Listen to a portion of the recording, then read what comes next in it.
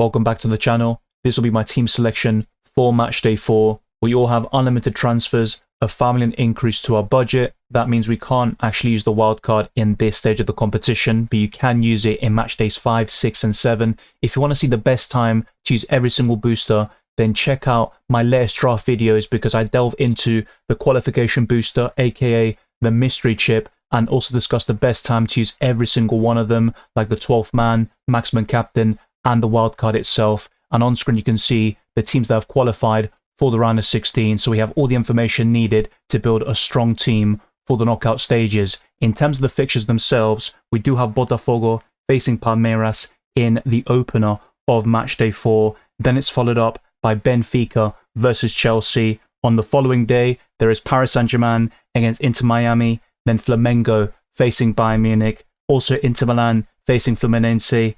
Man City are up against Al Hilal after the 5-2 win against Juventus, and speaking of which, Juve will now face Real Madrid, and the final game will be Borussia Dortmund against Monterrey. And that's the way you want to go about it with the captaincy. So you captain a player who plays first and then keep switching them to different players who haven't played yet in the upcoming games, and you'll have different windows to get your captaincy absolutely spot on. And that's where the temptation to balance your team out a little bit and have some Palmeiras or Botafogo assets at least, maybe just one of them to captain, and that could really help you to sort that out and then focus on substitutions to maximize your point scoring potential. Smash the like button of this video and subscribe if you're new. Our aim is to get this to over 200 likes on YouTube and to keep on pushing towards new goals like 34,000 subscribers. Check all the links in the description for my Patreon and the championships, 30 likes to my videos, amongst many other perks. The Discord server, Club World Cup Fantasy League, and Spotify can also be found in the description. But without further ado, let's jump straight into it. As usual, I'll delve into my Matchday 3 review first and then move on to the transfer plans and discuss the best players in every single position for Club World Cup Fantasy. But it was a bit of a mixed bag, and I think the fact I used the chip was also a bit underwhelming. But I did have Marchesín in goal, and I'll be completely honest, I forgot to sub on Rossi, but thankfully Flamengo also conceded, so that didn't burn me in the end. But both of my goalkeepers blanked, and that was some poor selections, you could say. But for Boca Juniors, who are top of the clean sheet odds and in terms of chance of winning, for them to falter against Auckland City, it goes to show that football can be full of surprises. And I also think the result from the other game was already denting Boca's confidence because they needed a massive win against Auckland City. They were peppering their goal, and credit to their goalkeeper, he made some terrific saves, but not in the case of Marchesín, who failed to keep a clean sheet. As for my defensive line, it was also a bit underwhelming in terms of my 4th and 5th defenders, but thankfully Nuno Mendes, Garcia and Anton all kept clean sheets, and 2 of them had less than 5% ownership, which means they qualify for the scouting bonus. However, in the deadline stream, I tried to make a few late changes in the last 5 to 10 minutes before the deadline, and one of them was Hakimi, but there was a system error on the website and I wasn't able to transfer out Nuno Mendes to Hakimi, and I thought, you know what, let me be positive, hopefully it doesn't result in a huge swing, but unfortunately it did, so I did lose out on 7 points because of that system error. And it's not the first time that I think a Club World Cup Fantasy deadline or a few issues with the website have caused some problems and also resulted in some lost points. But in the midfield, things were maybe not as strong as the defensive line, but I still had a few decent options there. I captained Jude Bellingham as my kind of last hurrah, and he got an assist and a clean sheet against Red Bull Salzburg in that 3-0 win for Real Madrid. Arias blanked, and I was a bit disappointed by him. It was a goalless draw between Mamelodi Sundowns and Fluminense, but Doué and Kvaratskhelia did the business, and to be honest, Doué didn't get any goals or assists, but he got the clean sheet point, and also he made 3 tackles, so he got an additional point for that. So 5 is quite respectable overall, but I'm expecting much more from him in the knockouts. And Kvaratskhelia scored. He was one of my late transfers in, so thankfully that worked quite well for me, and he got 9 points against Seattle Sounders. And PSG were a bit shaky defensively, to be fair, and they could have conceded, but their quality, of course, pretty much dwarfs Seattle Sounders and most teams in this competition, and that's why the Champions League winners are the favourites to win this tournament as well. And my front 3 was very underwhelming, to say the least. Delat was the best of a bad bunch. He got 7 points, but was subbed off before 60 minutes, and I actually captained him, but then I looked at Garcia and thought he could actually better that, and he missed 3 big chances himself and had 7 shots against Ulsan HD in a 1-0 win where, guess who scored the winner? Svensson, who I sold on the wildcard, but that can always happen with a player of that sort of potential in that defensive line. And Merentiel was a huge letdown. He blanked against Auckland City and he played alongside Cavani, but it just didn't go to plan there for Boca Juniors, and they are now out. The same goes for River, so the Argentine sides have been fairly disappointing in this tournament, and in terms of the standouts, you have to say the Brazilians have really stepped up so far, and they're the ones making this tournament somewhat interesting at this point in time. As for my bench, I had Rossi because I forgot to sub him on, but it made no difference in the end. Advíncula got 2 points, so that was a bad decision from me to change my defensive line a little bit and double up on Boca Juniors. Cucurella didn't feature whatsoever, and it was Tosin Adarabioyo who was the standout Chelsea defender in matchday 3, but he's not someone I'd really recommend going forwards. And Elise was on the bench against Benfica as Bayern Munich lost for the first time against that opposition in their history, but I think Elise is a great option for the knockout stages, and this benching might bode well for the round of 16. So in the end, I got 68 points and a very small green arrow. We're talking about 700 places. I'll take it, but I did waste the wildcard a little bit, and I think those that still have it could use it really well in matchday 5 for the quarterfinals. And back in matchday 1, I completely misused the 12th man. I got 0 points from Mbappe because he missed out and no one knew that he was ill, and he ended up being hospitalized, and he hasn't even featured in this Club World Cup so far. So there was an element of bad fortune, but sometimes with these chips, you might have a really good idea and it looks pretty solid on paper, and yet it can go completely against you. Now, I wouldn't look too much into the Maximum Captain and the 12th man. You can get a decent kind of gain from those chips, but nothing too out of the blue. I think the wildcard is by far the most powerful chip, and that's the one, if you still have it in your back pocket, that is the most important chip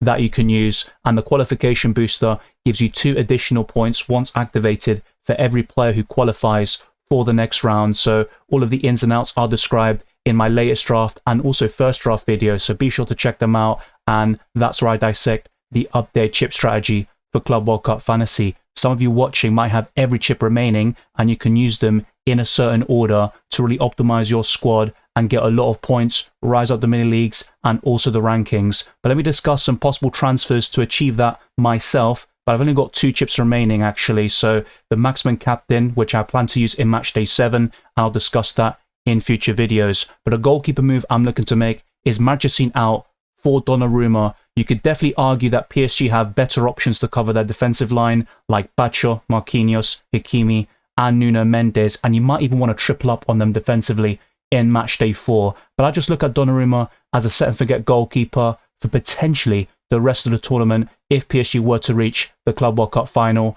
and go all the way to matchday 7. And in terms of when you're selecting your goalkeepers, apart from making sure they don't play in the same game so you can actually make the substitution, be very careful about future rounds as well. So if you look at the bracket from what I talked about earlier in this video, if you, for example, went for Donnarumma and Neuer, that looks great for matchday 4, and if you got the wildcard in your back pocket, that could work really well for you. However, without the wildcard to fall back on, this could cause some problems and conflicts in future rounds. So in the case of Neuer and Donnarumma, they would face each other in matchday 5 during the quarterfinals if Bayern Munich and Paris Saint-Germain win their respective matches. So one great example would be having Donnarumma and Jan Sommer, albeit it is very expensive for a pair of goalkeepers. Now, looking at other positions like the defensive line, I think Cucurella out for Denzel Dumfries is a great move for matchday 4. But if Inter Milan win, they will face the winners of Al Hilal or Man City. So that's where things can get very complicated. If you triple up on Inter Milan and Man City and they face each other in matchday 5, that can cause some problems as well. And that's something I've been very mindful about. But you also want the points that are potentially right in front of you and not just sacrifice it in the case of future rounds too. And you do get multiple free transfers per round. And at this stage of the competition, you can pick 4 players from the same club. It's all highlighted in my how to play guide, as well as my chip strategy video that I made several weeks ago. Now, going into the midfield position, I'm going from one brother to another, Jude Bellingham to Joe Bellingham at Borussia Dortmund, who got an assist in matchday 3. In fact, both of them did, and I think they're very good Club World Cup fantasy options, but they are at different price tags. And in terms of the fixture, Real Madrid do face Juventus, which is tougher on paper than Monterrey, who have been very solid in this competition. But then on the other side, Jude Bellingham is a big game player. He has a lot of experience under his belt, and he can also do really well in terms of his ceiling and playing multiple positions for Real Madrid. He is at 9.3 million, making him one of the most expensive midfielders in the game, whilst Jude Bellingham only costs 5.7 million and is arguably the best Borussia Dortmund midfielder in this game over the likes of Adeyemi and Julian Brandt. And the final transfer I want to highlight is in that forward line, where I could sell Guirassy to Erling Haaland. This could go horribly wrong for one or two reasons. Guirassy could start getting his shooting boots on and scoring a lot of goals, potentially a brace or a hat-trick against Monterrey. And you've also got the Man City rotation factor, which has been prevalent in this tournament. And Haaland didn't even start against Juventus in matchday 3. But I think Marmoush didn't play particularly well against Juve. So I think Haaland will come back into the fold and start against Al Hilal, and he looked really sharp when he came on, and Man City were definitely in the groove. They are showing a lot of improvements from last season already, albeit they have faced some weak opposition like Wydad Casablanca and Al Ain in the process, but I think Man City are one of the favourites to go all the way. So with all of that in mind, this would be my provisional team selection for matchday 4 as we approach the round of 16, and in goal I would have Donnarumma because he plays first compared to my backup, as I'll show you very soon. But I think PSG can keep a clean sheet against Inter Miami, despite the fact that they've shown improvements themselves in match days 2 and 3, and they were 2-0 up against Palmeiras, and they ultimately let it slip, and that's why they didn't top their group in the end. But when you've got Messi and Suarez up front, you can always cause other teams problems. Even Segovia is doing a lot of the dirty work, and he is a very important player for them. And there are decent players scattered around that team, like Sergio Busquets and Jordi Alba, who is now fit for them. But PSG are on another level. They've got a much better manager. Their tactics and the way they play is obviously very refined, and they know exactly what to do. And Ousmane Dembele could be available for PSG, but I don't think he'll be rushed back, and maybe he'll make a cameo off the bench. Going into my defensive line, I think it's very important to double up on PSG defensively, and even going for 3 overall with Donnarumma, Hakimi and Nuno Mendes is viable. And let's not forget Pacho and Marquinhos as well. But the best defender for me is Hakimi in the entire game, let alone in Paris Saint-Germain. And I've also got Stanisic, who qualifies for the scouting bonus. He currently has 3% ownership at the time of this recording, facing Flamengo, which could be very tough for Bayern Munich, and their defense isn't particularly great anyway. But Upamecano is available. He has featured in every single game so far, and Stanisic can play multiple positions there for Bayern Munich and Croatia. And my other option is Denzel Dumfries, who made his return in matchday 3. He started the game and played the full 90, and I think his attacking potential is right up there amongst defenders. Only the likes of Hakimi would be clearly above him, but Denzel Dumfries was excellent in UCL Fantasy, especially in the semi-final stage against Barcelona. Now going into my midfield, I've got Kvaratskhelia and Doué, so that means yet another PSG midfield double up here, and Elise does face Flamengo as well, and Di Maria up against Chelsea. My current plan is to activate the qualification booster, so a few picks like Di Maria, where you could argue Chelsea are the favourites to go through, he could be a little bit of a risky pick, and you'd rather go for Phil Foden instead, as one particular example. But in terms of the minutes, I think Di Maria is far more secure, and he's also on penalties. In fact, he has scored 3 in this tournament already, so there is maybe an over-reliance on them for his fantasy returns, but from open play, he can create multiple big chances and also get the points there from the key passes, let alone with the assist threat. He always creates those opportunities, and he can score goals from open play. This will be his last tournament for Benfica before moving back to his boyhood club, Rosario Central. But I do like the balance of this midfield, and I think it's worth investing a lot of money here. But you've also got some hidden gems and budget picks like Joe Bellingham, who offer great value in the process. And up front, I am going for a premium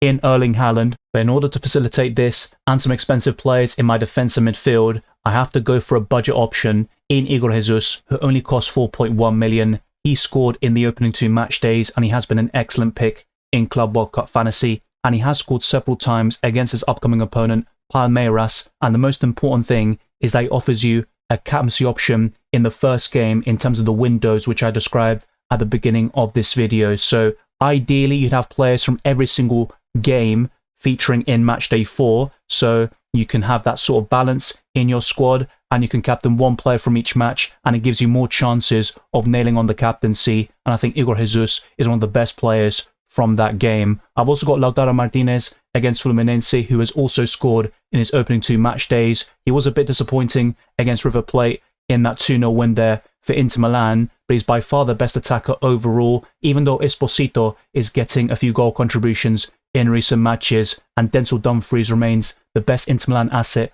overall. But you've also got Jan Sommer, who is currently my second goalkeeper, and you could definitely argue I'm investing too much money in this position, and we could just see Sommer face Man City anyway in the quarterfinals, so that might not be the best long-term pick. But in terms of securing qualification bonus, I think Inter Milan have a great chance of progressing against Fluminense. And in terms of a clean sheet, I also think they'd be right up there overall. And in the upcoming deadline stream on Saturday, the 28th of June, I will showcase the latest clean sheet probabilities and the goal scorer odds. And this deadline stream will take place around 2 hours before the official deadline. We'll see if they continue their good streak of actually locking in when they say. I've also got Aït-Nouri, Svensson and Joe Bellingham, so I did describe Joe Bellingham and also his form, his price tag, and some of the best things about him as a Club World Cup fantasy asset. And Svensson has the goals and assist threat for a defender from open play and set pieces, so selling him in Matchday 3 stung a little bit because I had him for the first 2 game weeks, but I think he's the best Borussia Dortmund defender overall. You can find those scouting bonus and differential defenders there, just in case you might not fancy Svensson for the attacking returns against Monterrey or their upcoming opponents should they progress to the quarterfinals and beyond. So Anton, Bensabani, they are all decent choices, and Aït-Nouri isn't going to be secure in terms of minutes, and the same goes for any Man City asset, even Erling Haaland. If you decide to triple or quadruple up on Man City, you've got the high ceiling potential there if Pep Roulette goes your way, but you can also be stung big time, so be very mindful about that and don't blame Pep afterwards if he ends up kind of screwing you over and your fantasy prospects. But in terms of the captaincy, it's very simple. Igor Jesus plays first, so my plan is to captain him and then move on to the next game, which in this case will be Chelsea and Benfica. So Di Maria will take the armband, and I'd keep going in that sort of way in chronological order. And this has been highlighted across multiple videos and streams. The same goes for all the other rules in Club World Cup Fantasy. If you have any more questions, then let me know down in the comment section below, and you can also ask away in the Discord server or across any of my social media platforms. All the links are in the description. But let's now discuss some ownership figures for some template picks in every single area, as well as some differentials who qualify for the scouting bonus.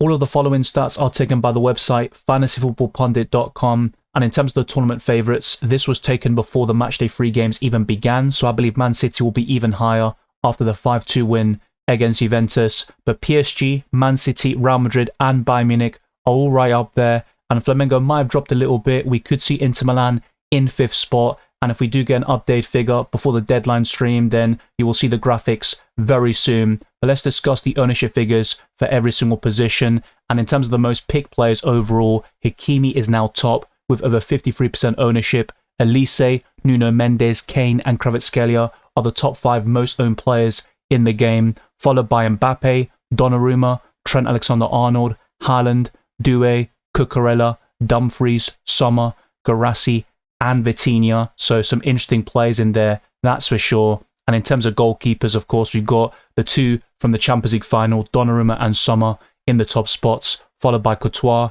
Neuer, El Shaarawy, Kobel, Armani, Bono, Ederson, Weverton, Oblak, Ustari and Sanchez. The rest definitely qualify for scouting bonus, but as you can see, a lot of these goalkeepers have now been eliminated from the tournament, and the same goes for this defensive line, but Hakimi and Nuno Mendes are the top 2, with Trent, Cucurella, Dumfries, Carvalho, Alex Telles, who hasn't blanked in this tournament so far, Sergio Ramos, Otamendi, Bastoni, Howson, Svensson, Maura, DeMarco and Bacho. They are all very good choices, those that actually remain in the tournament anyway. Then we have Elise, Kvaratskhelia, Doué, Vitinha and Palmer as the top 5 most picked midfielders, with Musiala, Dembele, Di Maria, Neto, Mastantuono, Ashur, Foden, Enzo Fernandez, Valverde and Conceição. De Arrascaeta is still a decent choice at that price tag.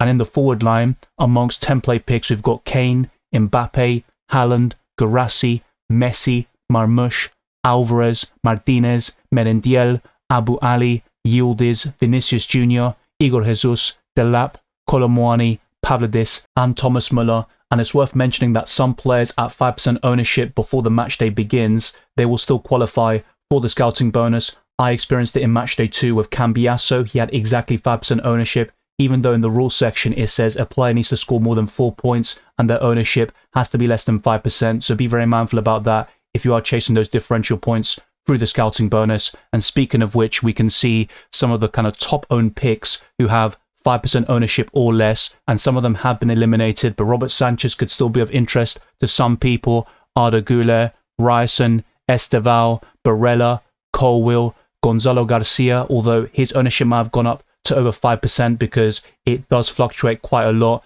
with these players who do really well in certain match days. Fran Garcia, Alberto Costa, Reece James, Ben Sabani, Piquerez and Fabio are also potentially worth considering for match day 4 and beyond. And in goal, you've got some of the same names in there, but also Trubin, Di Gregorio, who I'd completely avoid at this moment in time, Rossi, John, also a few others here and there like Andrada from Monterrey. There are definitely a few hidden gems in this tournament in every single position as well. And going to the defenders, we also have a few different names in here like Anton, who did very well for me in match day 3, delivering 9 points overall. Lodi, Freites, there might also be a few decent punts in this defensive line. Carreras, Upamecano, Stanisic, and Cambiasso, another one that I'd probably avoid at this moment in time, and Koulibaly, but even with those Al Hilal assets, you wouldn't fancy them against Man City. And in the midfield, we also have Rodri, who started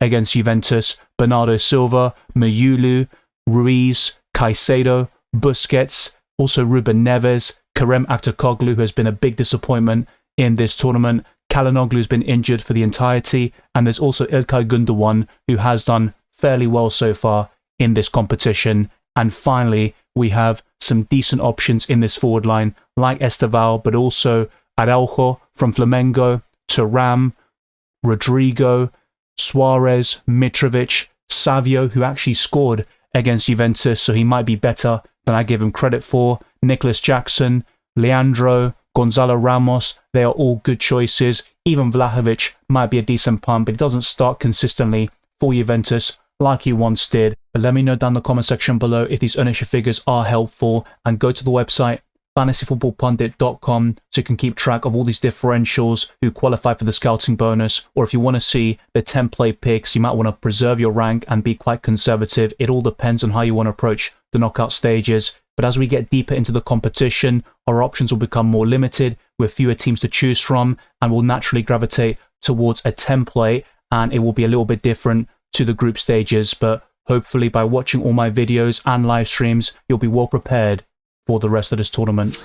There is still time to join my Club World Cup Fantasy Mini League. The code is XBTI0RQ5, and it's easy enough to join because the code is found in the description and also an auto-join link, so it makes it very easy to become a part of my mini league, and all your points will count from match day 1, so you can join whenever. Just make sure you're not too late, otherwise the game will close after the culmination of this tournament. But a big shout out to everyone who has joined and those who are doing extremely well, as you can see on screen. Let me know if you're playing FPL or UCL Fantasy next season. I'll be covering both of those games in the next campaign, and it'll be a pleasure to have you on board. And thank you very much for watching this video and listening to this podcast. If you enjoyed it or found it insightful, then like this video, subscribe to the channel, and also hit the notification bell so you never miss a single upload or live stream for Club World Cup Fantasy, FPL, and the Champions League.